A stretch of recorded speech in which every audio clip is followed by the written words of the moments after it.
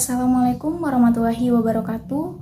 Perkenalkan, nama saya Intia dengan NPM 2121020055. Saya mahasiswa semester 4 dari Prodi Hukum Tata Negara.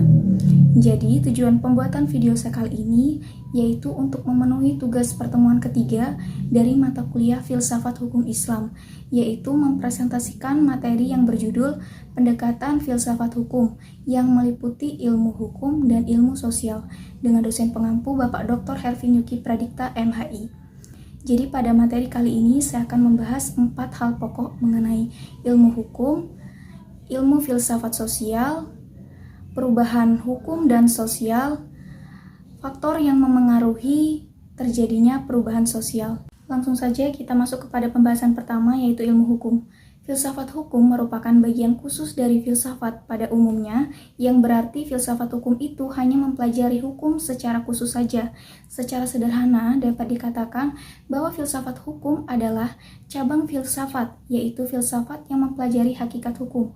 Dengan kata lain, filsafat hukum adalah ilmu yang mempelajari hukum secara filosofis, yang mana objek dari filsafat hukum itu sendiri adalah hukum. Sebagai objeknya, hukum itu sendiri dikaji secara mendalam sampai kepada inti atau dasarnya, yang disebut sebagai hakikat. Selanjutnya, materi yang kedua yaitu ilmu filsafat sosial. Filsafat sosial merupakan cabang filsafat yang mempelajari persoalan kemasyarakatan secara kritis, radikal, dan komprehensif. Menurut Plato dan Aristoteles, susunan masyarakat mencerminkan susunan kosmos yang abadi, yang mana manusia berkewajiban untuk menyesuaikan dirinya dengan susunan itu, serta menaatinya demi keselamatannya. Jika tidak, maka ia akan menghancurkan dirinya sendiri. Selanjutnya saya akan membahas materi yang ketiga, yaitu perubahan hukum dan sosial. Proses terjadinya perubahan-perubahan pada masyarakat di dunia pada dewasa ini merupakan suatu gejala yang normal, yang pengaruhnya menjalar dengan cepat ke bagian-bagian lain dari dunia ini. Antara lain, berkat adanya komunikasi modern dengan taraf teknologi yang berkembang dengan pesatnya. Nah, lalu penemuan-penemuan baru di bidang teknologi, terjadi suatu revolusi, modernisasi pendidikan, dan lain-lain. Kejadian yang di satu tempat dengan cepat dan dapat diketahui oleh masyarakat-masyarakat lain yang bertempat tinggal jauh dari pusat terjadinya peristiwa tersebut.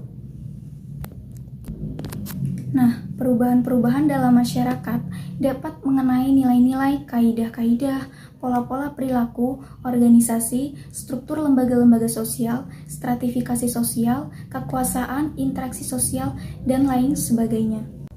Selanjutnya, saya akan membahas materi yang terakhir, yaitu faktor yang memengaruhi terjadinya perubahan sosial. Pada umumnya dapat dikatakan bahwa sebab-sebab terjadinya perubahan-perubahan sosial itu bersumber pada masyarakat itu sendiri, dan ada yang letaknya di luar masyarakat tersebut, yaitu yang datang sebagai pengaruh dari masyarakat lain atau dari alam sekelilingnya.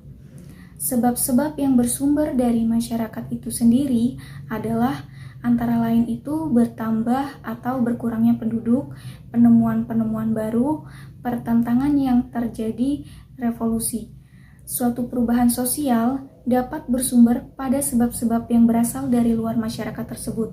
Misalnya, sebab-sebab yang berasal dari lingkungan alamnya, peperangan, pengaruh kebudayaan masyarakat lain, dan sebagainya. Baik, itu dia penjelasan materi dari saya. Kurang lebihnya saya mohon maaf. Saya ucapkan terima kasih. Saya akhiri. Wassalamualaikum warahmatullahi wabarakatuh.